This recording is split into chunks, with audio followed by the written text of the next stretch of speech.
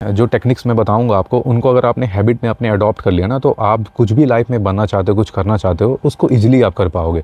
सबसे पहले मैं काइज़न बताता हूँ, जापानीज़ टेक्निक है। इसमें ऐसा है कि आप छोटे छोटे स्टेप्स लिया करो, ठीक है ना।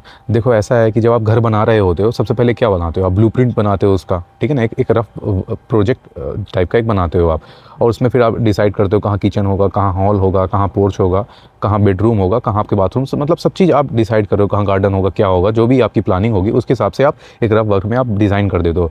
फिर उससे क्या करते हो आप? कॉन्ट्रैक्ट को दे देते हो, जो कॉन्ट्रैक्टर है उसको आप बता देते हो, ठीक है ना। तो फिर वो अपने वर्कर को समझा देता है, देखो ऐसा ऐसा चीज़ डिज़ाइन होगी। अब इससे क्या हुआ, तो छोटा छोटा स्टेप ये है कि आपने पहले बारीकी से उसको ध्यान दिया और फिर उसको आपने बना दिया और कॉन्ट्रैक्टर को दे दिया। तो इससे क्या होगा कि उसको सब चीज़ क्लियर हो गया बनाना कैसा है। अगर आप इस चीज़ को ना करो और डायरेक्ट उसको बोल दो घर बनाए, वो अपने हिसाब से बनाएगा, फिर आपको पसंद नहीं आएगा तो प्रॉब्लम होगी। तो छोटे छोटे स्टेप्स लेने हैं। दूसरा ऐसा होता है कि आप जब कोई काम स्टार्ट करते हो तो उसमें बिगनर माइंडसेट रखा करो। ये माइंडसेट प्रोफेशनल माइंडसेट नहीं होना चाहिए कि मैं बहुत ही मतलब एक्सपीरियंस आदमी हूँ और ये कर दूंगा वो कर दूंगा, ऐसा कुछ नहीं होना चाहिए। आप लर्नर बेस्ड हमेशा रहोगे। देखो होता क्या है कि बहुत बार आदमी जब बहुत बिजनेस करता है तो उसको ये लगता है कि मेरे को बहुत एक्सपीरियंस है, कोई दिक्कत नहीं है, मैं तो कर ही ले जाऊंगा। तो अपनी बारीकी जो छोटी छोटी गलतियाँ होती है ना, उसको पकड़ नहीं पाता हो। लेकिन बिगनर माइंडसेट अगर होगा, छोटी छोटी गलती भी करेगा उसको भी पकड़ लेगा वो, ठीक है ना। तो जो ये बिगनर माइंडसेट है वो किससे? शोशिन से है। शोशिन एक टेक्निक है जिसमें आप बिगनर माइंडसेट के हिसाब से चलोगे तो अपने टारगेट को अचीव कर पाओगे, छोटी छोटी गलती को भी आप पकड़ पाओगे, उससे फिर आप सीख पाओगे।